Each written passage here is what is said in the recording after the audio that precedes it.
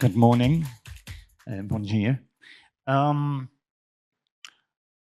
name is Rafael Sachs, as you have been told, and I want to tell you a little bit about what is happening in BIM around the world, the things that we have discovered in doing the research for the 4th edition of the BIM Handbook. By way of personal introduction, I'm a professor at Israel Institute for Technology. We work in BIM, we work in Lean and BIM synergies, and most recently we work a great deal in digital twin construction, which we think is a major part of our future. The BIM Handbook has had 3 editions so far, and so the work now is on the 4th. But I want to recognize, amongst all the others, Prof. Eduardo Toledo Santos, who is the chair of our session, who was the translator, prepared that edition in 2014. And as the years went forward and we had more editions, he also prepared, with a team of translators, the 3rd edition, which is available. So thank you, Eduardo. It's continued to run around the world, and the original authors I want to recognize from the 3rd edition, but more so also the authors of the 4th edition, for whom I recognize Gong Li, Luciana Burdi, and Marzia Bolpani. So what do I want to tell you this morning? Firstly, recent developments and trends, where we are now around the world. And then a little peek beyond into the distant future of 2030. Because in the world of BIM and computers in general, 5 or 6 years is a lifetime in the degree of change that we can expect. So let's have a look. What is BIM? Let's at least agree on that at this point. BIM is an information management technology and an associated set of processes to produce, communicate, and analyze building models. And we use it for 4 main things. We use it to conceptualize, to design new things. We use it to communicate from one to the other. We use it to collaborate with other people from other professions other than our own. And we use it to document the designs that we're producing. So let's see what the current trends are. And I've divided them for the purpose of the explanation into process, technology, commerce, innovation, and maybe we can touch on some obstacles to change. So in terms of process, this is where the major things have changed over the last 5, 6 years since we had the 3rd edition. The first thing is that owners are mandating BIM everywhere. And there are BIM mandates in most countries of the world where construction is a major industry. These are just a few of them. After preparing the slide, I realized that there is a much better slide produced by someone here in Brazil. So I thank Alexandre Justi for the contribution of that slide. But the message is that there are BIM mandates everywhere, and they have a very big impact. This is one example from a hospital in Sweden, where the owners of the hospital mandated BIM. They used the ISO 19650 process, and the result was that they specified their BIM requirements, the OIR, AR, and all the things that we are slowly becoming familiar with.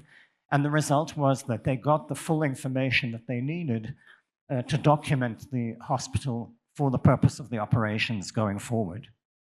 And of course, we see that we have many, many new roles and professions. We have BIM managers and coordinators and modelers and so forth. And many universities began already, well, almost 20 years ago to teach BIM as part of engineering courses, architectural courses, but now it's very common right around the world. And we have many, many successful implementations in construction itself, on the construction sites, where construction companies are adopting the technology to make their processes more efficient.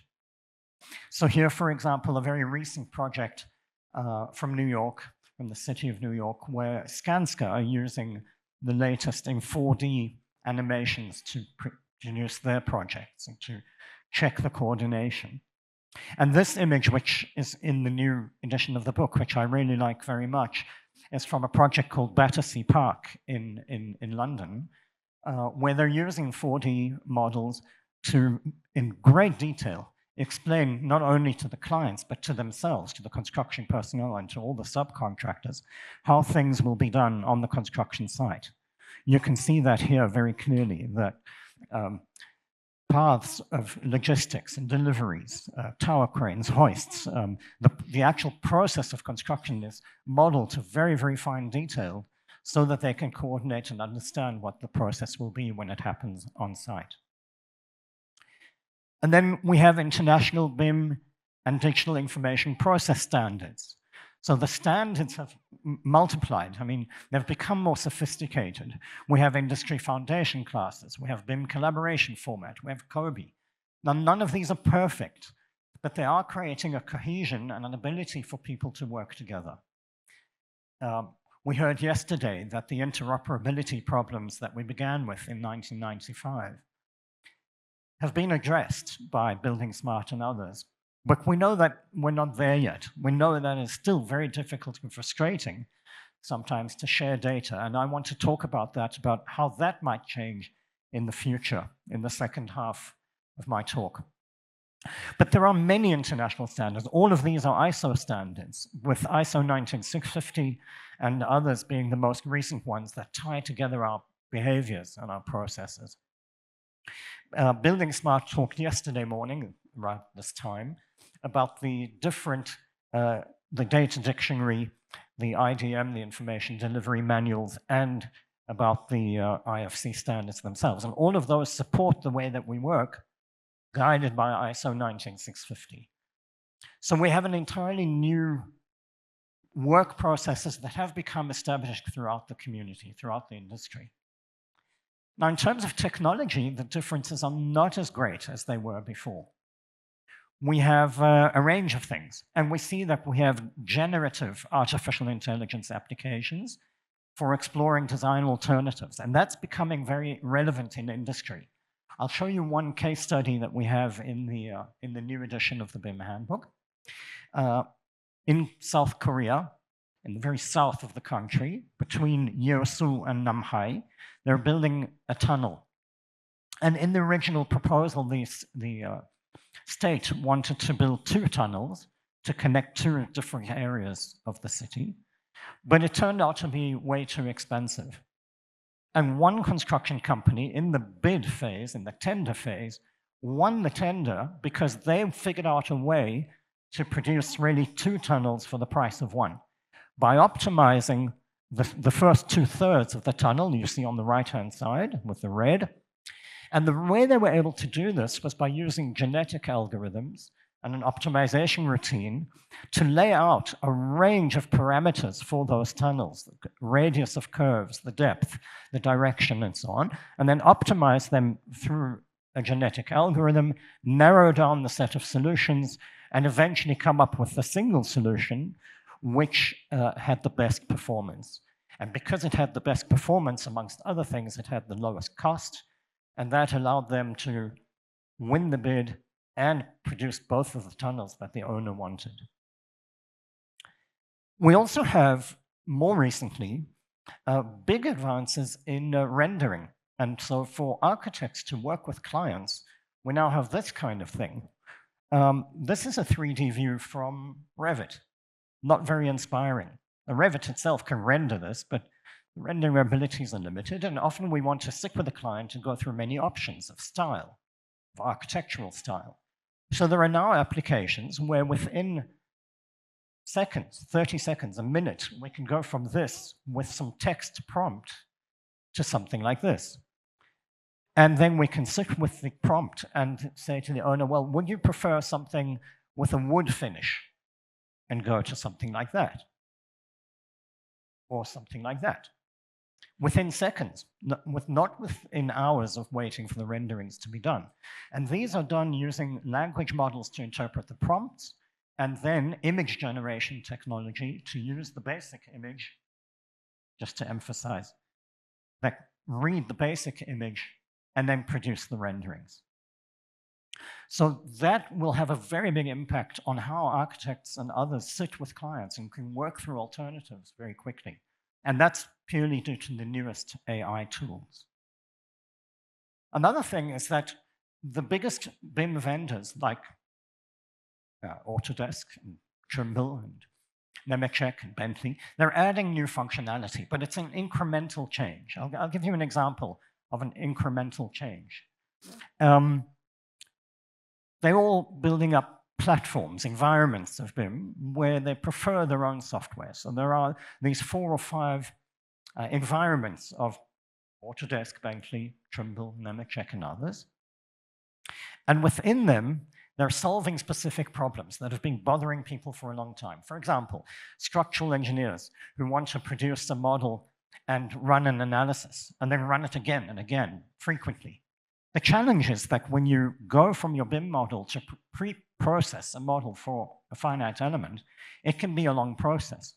And we know that, for example, these images are from Revit, that in the previous versions of Revit, the earlier versions, they had the structural analysis model that you can see here on the right-hand side. But those of you who are engineers will recognize that there is a big problem with that model because the axes of the different objects don't intersect in one point, which is untenable when you want to run a finite element analysis. It can't be done. So that requires people to go in and find these situations and correct them manually. This began in a research project in our lab where we built a genetic algorithm that was able to find the least inaccurate adaptation that you could make to that intersection to get the result that you see on the far right, where all the members meet at a single point. And that could be run automatically across the whole building, so that the result was that you could go from a Revit model or any BIM model all the way to an FEM pre-prepared model automatically. And that's actually been now adopted in many of the software. Those engineers who use Sophistic and others will recognize that that's now part of the features of the applications themselves. Revit, in the meantime, have taken another approach and done away with the analytical model, but it can be built automatically. And that makes, the change that makes is that structural engineers can respond much more frequently to design changes. Okay, how about commercial trends, changes in the way we do business? Well, here a lot of things have changed. The construction industry is becoming increasingly digital. And I want to just pick up on 2 things. The first is that the use of the outputs from BIM models to feed into digital models for maintenance and operation has become much more common. So the idea of digital twins for operation and maintenance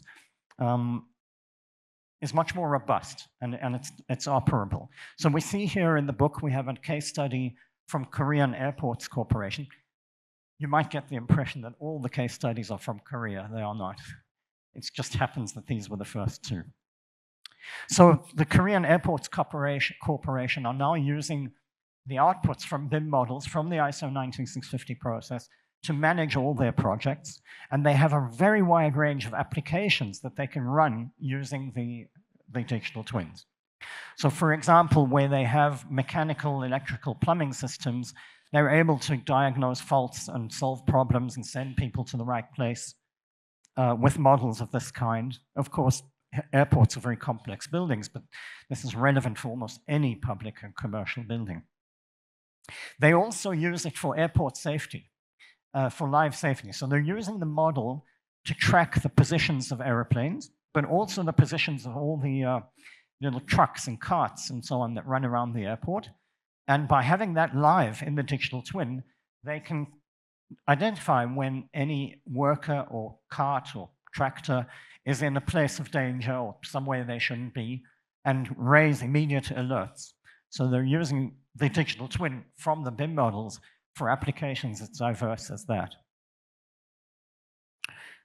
Another thing is that we're achieving a much closer integration by virtue of having commercial integration. So here's an example from Melbourne in Australia. There is a project called Elizabeth Quay, and this is really quite unique because this is a process that I will show you that we believed would happen much earlier by virtue of having BIM, but it's taken some time, but is now practical. What this story is about is that the standard practice for detailing rebar and post-tensioning cables and detailing all the slabs for this building, in a normal process, it would have been the structural engineer, who in this case was Arab, would have designed everything. They would then hand over to the general contractor who won the bid to build the building. The general contractor would have then hired other engineering officers to detail all of these very specific things. That would then go to a fabricator who would make all the parts. In the interim, the engineers who were doing the detailing would send the drawings to the Arab as the architect, the engineer of record, for checking and for quality control, and then go back. So it's in standard practice done by the contract. But in this project, Arab said to themselves, well, we're running Tekla Structures, and Tekla Structures has all the routines to detail all of those things automatically, essentially. So how about we do the detailing ourselves? We earn the money, but more importantly than we earn the money, we have a much shorter process, because now our process looks like this. If on the top slide, the top part of the slide here, you see that there is the step of the design, and then the construction design, and during the construction phase, in the light blue, we have shop detailing and scheduling, where the engineers working for the contractor are preparing the documents and sending them to Arab.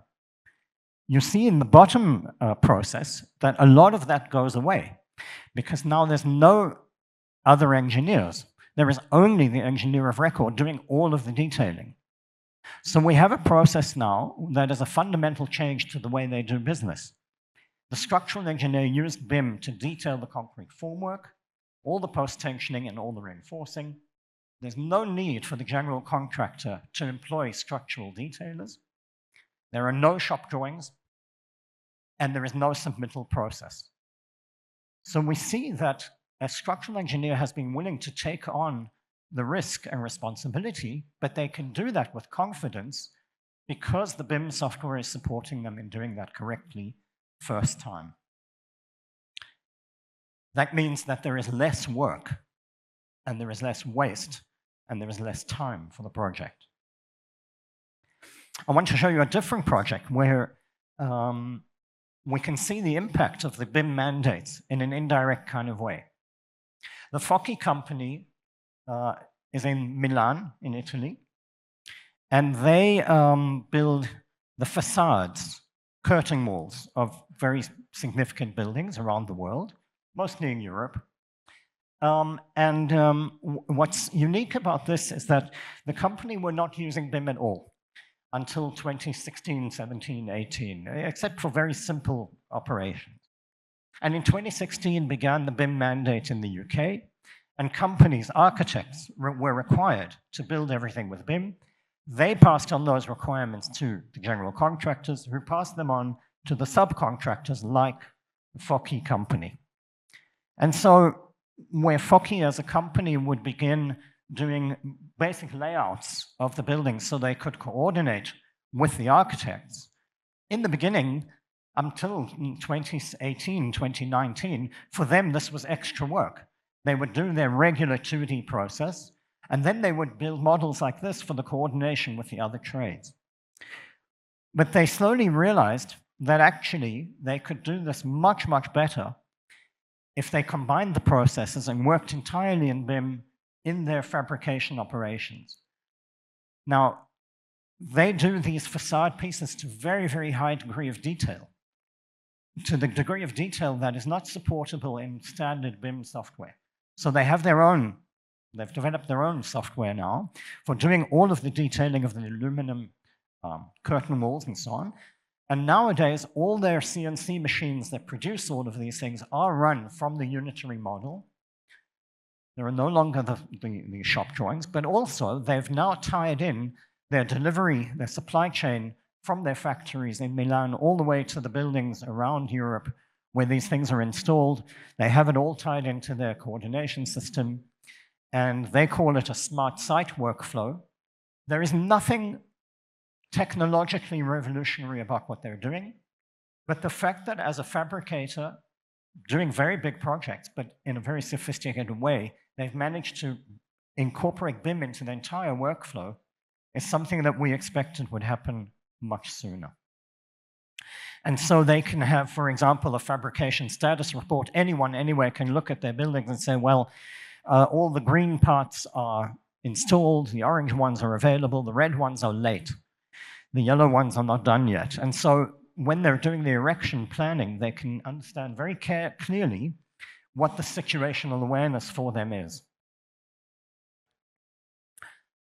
And now to something a little different in terms of the commercial trends. One of the things we've witnessed over the last 5 to 10 years is a huge boom in construction technology startup companies, what we call innovation in construction tech.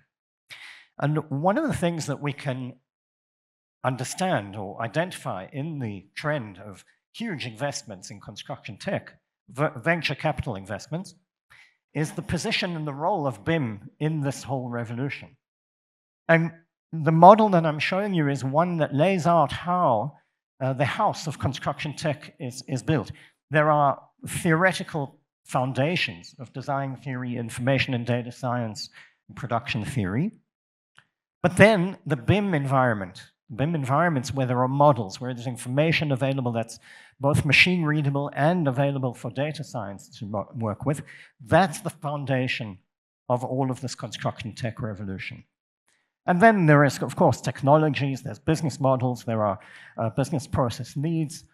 Of course, there must be entrepreneurs who are willing to take risk and work hard, and there must be venture capital. And if all of that comes together and they succeed, then there is adoption at the top of the house. This gives you a sense of the number of companies that have been established purely working to apply technologies on construction sites and applying AI in doing that. Mostly image recognition, computer vision, and other things. But the number of companies has really grown tremendously. And there is an inflection point around 2014.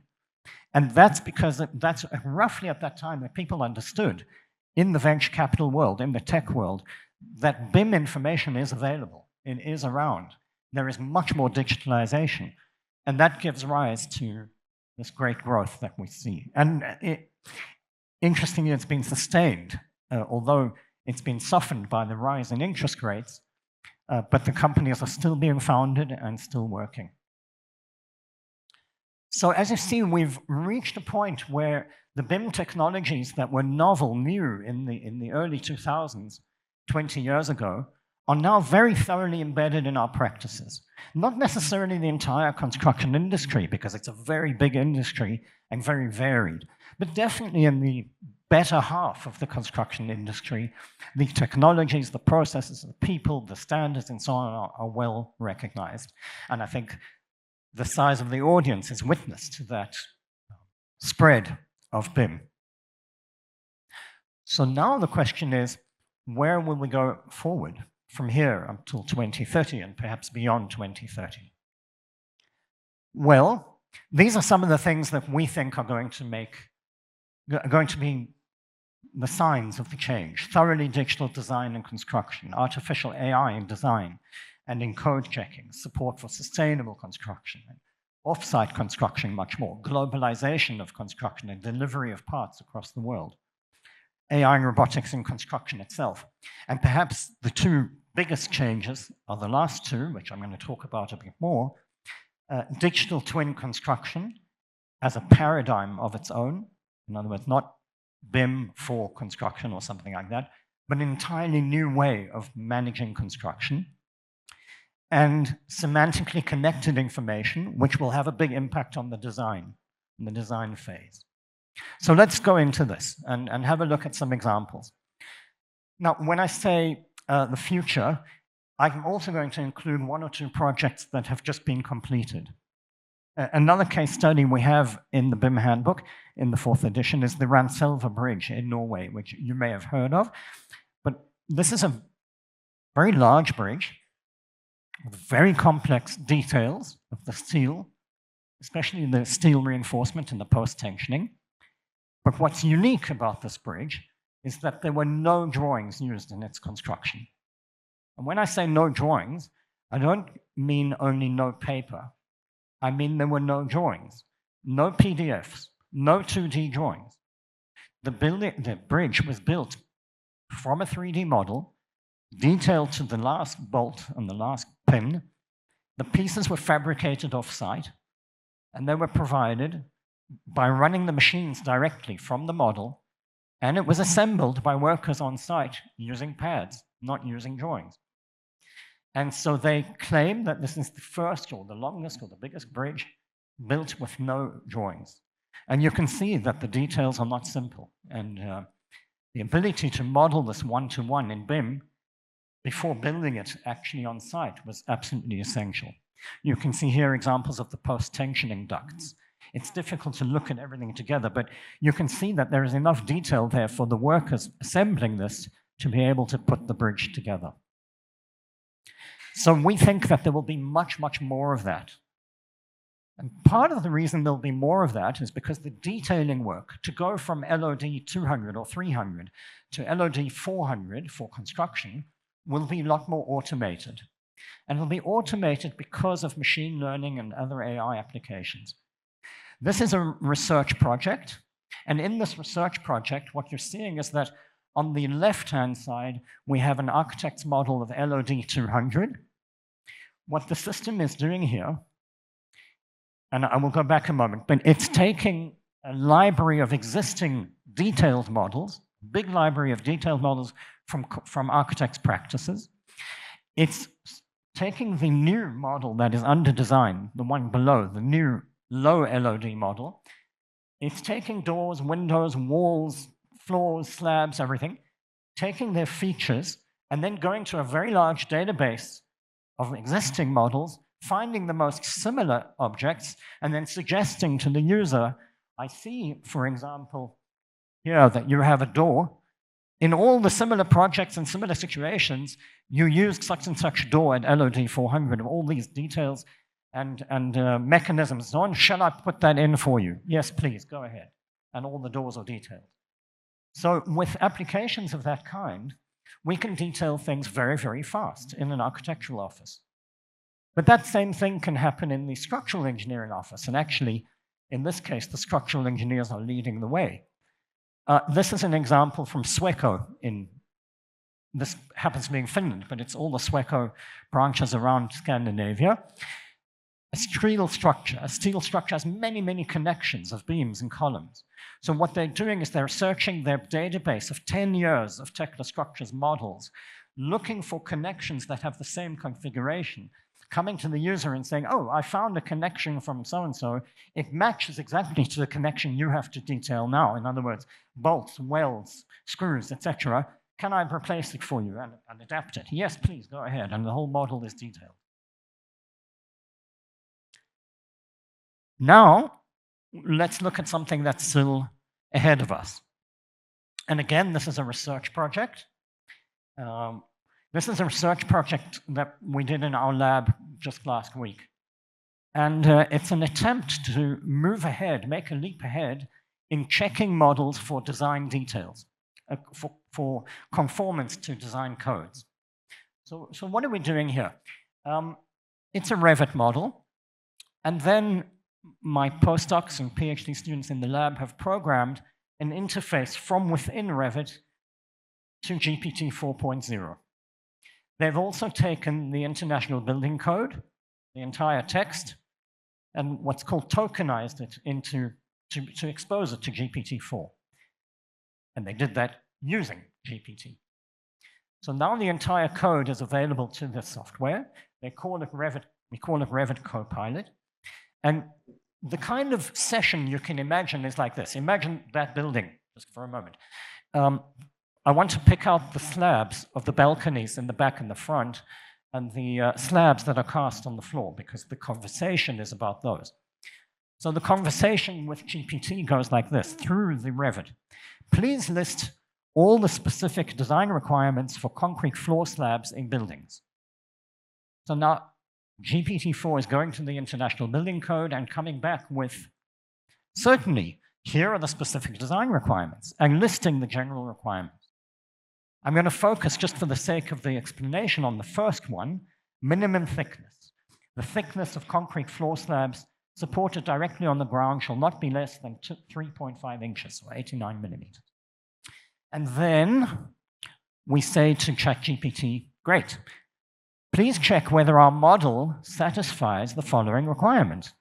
The thickness of concrete floor slabs should be greater than 89 millimeters. Now, another thing that they've done is they've taken the Revit model itself and exported it into a data file, in this case what's called a JSON file, so that it's available as text. So ChatGPT goes to the JSON file, and it comes back with, here's a thought. To answer this question, I need to extract the properties of building elements, I will extract the properties. Another thought. Now that I have the properties of the concrete floor slabs, I need to check which of them, check the JSON file to check the thickness and determine if it meets the requirements. I will query the JSON file. I now have the information. Final answer. These elements pass the requirement, and these elements don't pass the requirement. And then ChatGPT, GPT-4, not ChatGPT, says for these two elements, please increase the thickness to 89 millimeters, at least.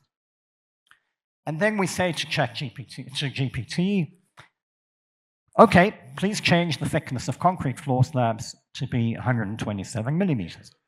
Now again, we have written short pieces of code using C# that are called agents. They're available then to GPT, and those codes are able to go and change the value of a property in a Revit object instance. And that's exactly what it does. So it goes into the file, it finds those two slabs, it changes their thickness, and we're done. We can check, we can look. But you can see that the cycle, although in this case very simple, is something that we can expand upon, because we can write agents for Revit to do other things. We can improve the way that we export the file. Instead of to JSON format here, I will show you in a moment how we can do this with graphs, with property graphs, and capture much more of the information from the model. This is not a conceptual leap, because people have been trying to do code checking for many, many years. But what it is, it's a big leap in efficiency, because there's very little coding involved, and it's required and used the GPT tools to go and get the logic from the code without doing any work. So I think that we will see much, much more of that kind of thing. Another thing that we're going to see a great deal more of are digital twins. Many of you may have heard a talk about digital twins yesterday, and that was all fine, but I'd like to take the concept a little further. I mean, the basic idea of digital twins is that we have a computer representation of a real object, there's a train, and we monitor the reality, we get the information, we run sort of analytics, we make decisions, and then we feed back and operate the machinery directly. And I want to emphasize directly. In construction, we can think of it this way. We have some design. Which is part of our digital twin. It's not all of our digital twin. And we have the construction site. We monitor what's going on the construction site. We bring that into our digital twin. We do something nice, and then we give instructions of how to build going on in the cycle of construction. And the way that we monitor is, there are many, many technologies. I don't mean for a moment to imply that this is a solved problem. It's not a solved problem. But we do have many technologies available. What we lack is the ability to merge the information from all of those technologies to take all that data and create really relevant information. That's still a work in progress. But the monitoring technologies themselves have become very sophisticated. These are examples of using UAVs to monitor site construction. You can not only monitor on one day, you can do any day, so you can have a slider in the middle where you move backwards and forwards to compare different dates that are superimposed or set side by side in this case. And you can, of course, bring in the design information so that you can see what you intend to do in the next period. let's just, for a moment, emphasize here two kinds of information. We have information about the status of the project, where the project is on the last time it was monitored, or any time in the past. This is what we call project status information. But this BIM model that is superimposed, that's future information, because it's what we intend to do in the future, from now forward. So the point in time of the past means we collect information about the past. We call it project status information. Our information about the future we call project intent information, what we intend to do from here on. And that distinction is very important because that distinction underlies the architecture of a future digital twin construction system that you see here. At the top, we have PII, the project intent information. That's the BIM part of it. We model that in building modeling in BIM. We also do scheduling and quantities and so on. The one at the bottom, on the other hand, is the project status information. And we keep them separate. They also have different technologies. We might have point clouds and other things in the PSI. We might have BIM models in the PII. And then what we're able to do is we're able to compare them. We can compare them. We can evaluate conformance. Did we do what we said we wanted to do? In terms of product and in terms of process, in terms of time and accuracy. And then we can predict performance going forward. If we have the status and we know what we want to do from here forward, we can then synthesize the construction plan and we can simulate it. Not CPM, not critical path method, but simulations, agent-based simulations into the future. And with our simulations such as this, what we're showing here in a research project we've just completed is that we are at point 0 in time. We want to understand what the risks are for the schedule going forward. Every green line here is one simulation, stochastic simulation. Along the base, we see the timeline, and along the vertical axis, the percent complete. And then we know that that's the range of possibilities that one production plan might lead to. But then, of course, we can compare many production plans. I could say, if from tomorrow we bring another crane, or 2 more trucks, or 3 more crews for flooring, or 1 more crew for drywall, or something else, then we'll have some other outcome. And we can, in the first instance, we can present this to production managers on site with a dashboard like this, where we can say, here's where you are, here are different options on the right-hand, on the top right-hand side. You can compare those options, choose the option you want, and let's go forward from there. So what that is the top. It's data-driven decision-making. We analyze what's going on, we predict into the future, we inform the construction managers what they can expect if they make different decisions. But we can do something else. We can say, in the first instance, the people can decide. But as people become more familiar with the technology, we can move to the second step on the bottom. Humans decide with machine advice. So the computer now might say, I think you should do this and this. Imagine the GPT saying to the construction manager, I think you should bring another crew for drywall from next Monday. Okay. And then we can say, well, we trust the machine. It's doing quite well. Let the machine decide. And we'll just supervise. Every now and then we'll check what the machine is deciding about the crews, the allocations, the delivery of materials, and the rest. But then it's not a very long way from there to automate the decision-making. Well, we'll just let the algorithm run it. You all ride Uber, you all use Amazon and all the rest. These are algorithms running the taxi service. There are no humans in the loop.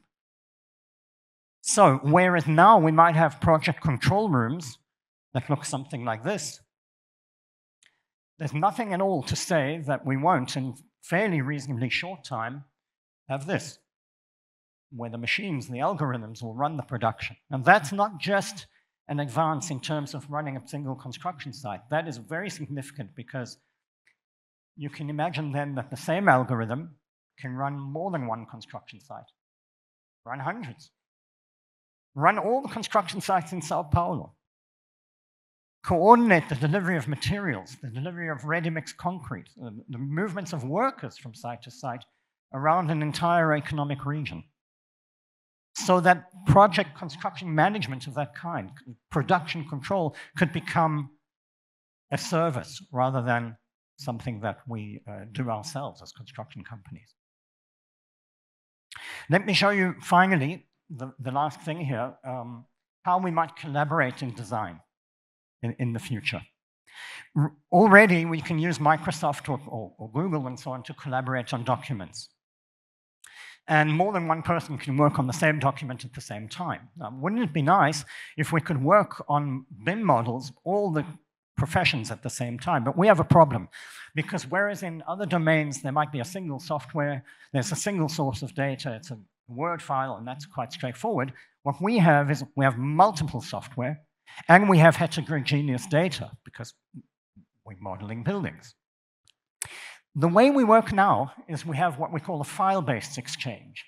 So an architect prepares a Revit model or Graphisoft or something else, Archicad, and then they create a version. They send it off to the mechanical, the MEP, they send it to the structural engineer, they create their own files, they export to IFC, it's all great. They all follow ISO 19650, they bring it all together in Solibri, and then they find all the problems, and then they go back, and the cycle continues, and of course we get many versions of the files and many versions of the models, and although it's controlled according to the standards, it's still a very complex operation to manage.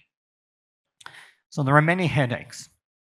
What we are proposing in our lab, and the truth is in other places around the world, is that instead of those documents, instead of those files, we will move to object-based representations of BIM models. That means each object in the model will have its own existence as a node or relation in a graph.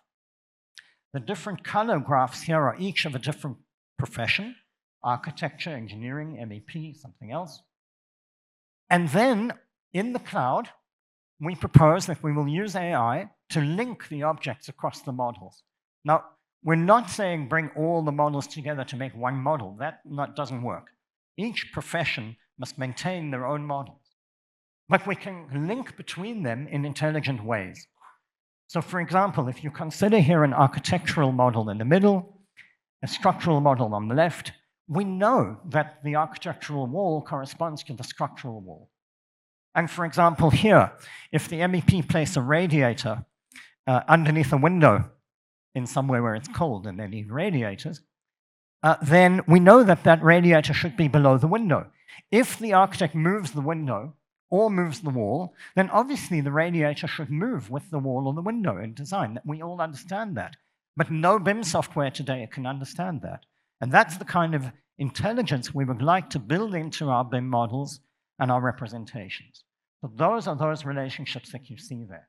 And the result of having those relations in the cloud might be that when an architect makes some kind of change, we can then immediately inform, in this case, a structural engineer of some change, and ask them if they'd like us to fix their model, yes or no, and continue.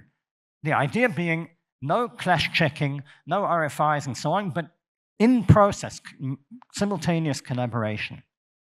So we can propagate these changes from one to the other, and the way it's done is by having these graph representations, what we call, in this case, the architectural subgraph, the structural subgraph. Those models remain separate, but the red objects in the middle, they represent the topology, the design intent, the other constraints that link the objects and express our intent as designers of how those should perform.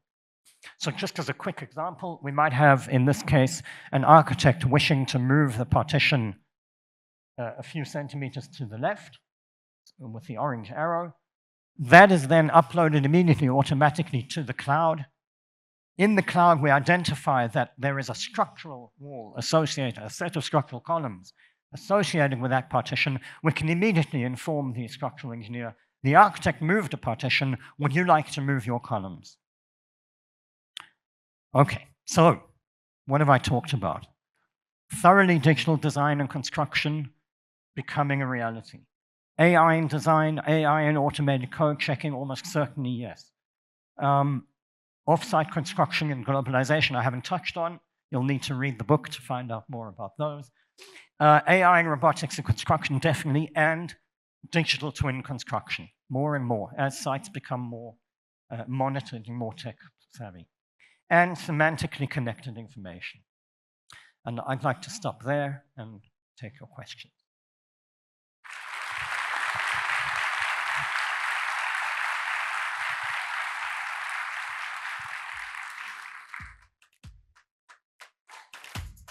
Thank you, Rafael. Before the questions, I'd like to note something. In our audience, we have people from industry and from academia. And perhaps people from industry only knows Rafael as being the author of the BIM Handbook. But I can tell you that he's not only one of the top BIM researchers in the world today, but he's the top researcher. So make a guess. And he's one of the humblest people I know. So please let me see the QR code for questions. Make our hard questions. Scan the QR code and make our hard questions because Rafael is able to answer them all. Okay, I have some questions here. Rafael, you mentioned Nicola Mangon lecture yesterday, and about he talked about this moving from not only storing files in common data environments, but also objects and data. Can you elaborate on why this is so important and how transformative it will be? Yeah, sure. The fact that we've grown to work with files, we all save a Revit file, a load of files, IFC files, whatever, is very restrictive. Every time that you make some change in a model, you need to save the file. When you save the file, you're deleting the previous version. Unless you say, well, I'd like to keep that version, so I'll save it with a new name. So maybe you just moved a door 20 centimeters, but you have now a new file, and you're accumulating files and versions, and it's very, very hard to maintain track of that. It's also very hard then to communicate that with the other professions that you're working with. But more significantly, those files are very difficult for any kind of data science tools to work with. If we really want to expose our models to intelligent applications, more intelligent than what we have, that go across disciplines, from architecture to structural engineering, to construction management, to mechanical engineering, to lighting, to acoustic analyses, all of these analyses and simulations, they all require different representations of the information. And they don't all require all the information. So we really need to automate the processes that take the information that we relate to as individual professions and generalize them and convert them for use of all the other professions and for the other simulation. And we can do that now with AI tools. But in order to train those tools, in order for them to have access to the information, we need new representations. And the ability of having graph databases is something quite new because every object is now separate. If I just want to make an addition or a change to one door, I can just change that door. Everything else remains the same. And so my versions are only just 2 nodes representing that single door. It's very light and very efficient. But I can also, in the cloud, make connections between the models of different professions. And then in the cloud, I can have agents, helpers, to identify the problems I have. We all understand much more about the logic of a building when we look at a BIM model than is actually in the computer. So I might see, for example, that I have a sprinkler a sprinkler pipe along a wall. I know that the sprinkler pipe is going to be attached to the wall with some sort of steel brackets.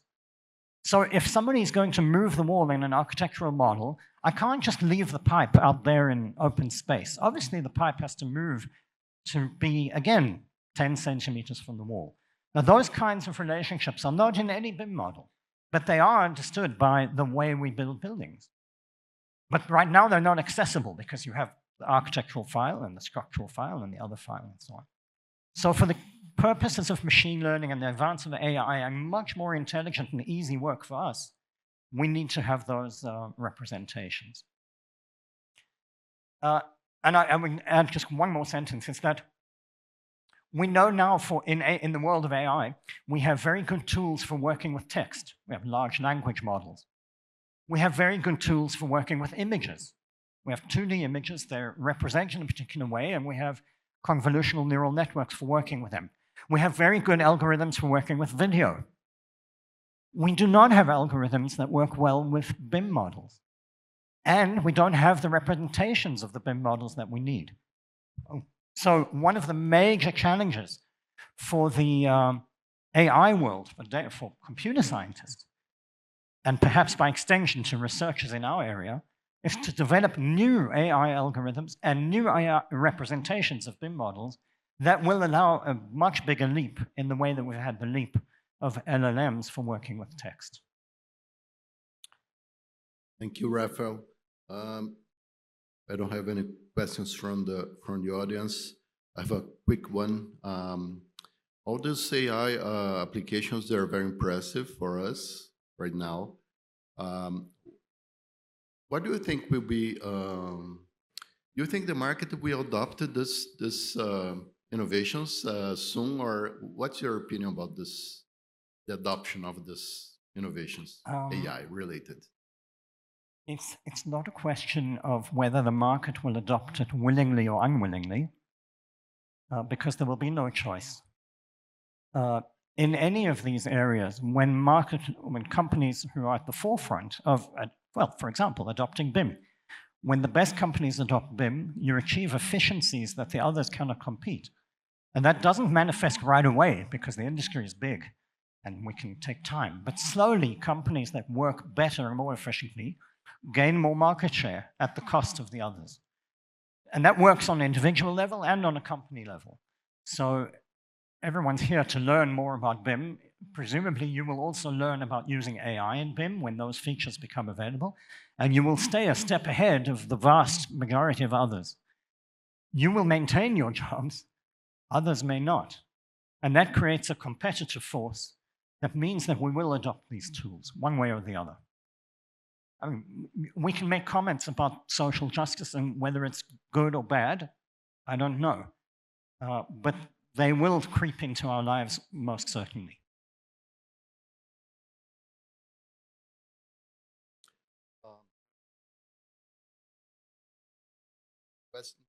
I have one question here from the audience. Sure. How do you see the integration of BIM, digital twin, and smart cities in the coming years? Oh, great. Okay.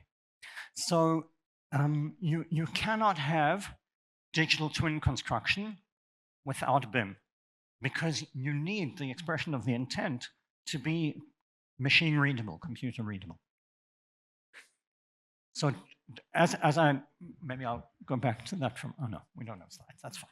So BIM is a component of digital twin construction. It's not either or a new name or rebranding, and BIM is not dead, none of those things. BIM is a component of a broader digital twin construction paradigm.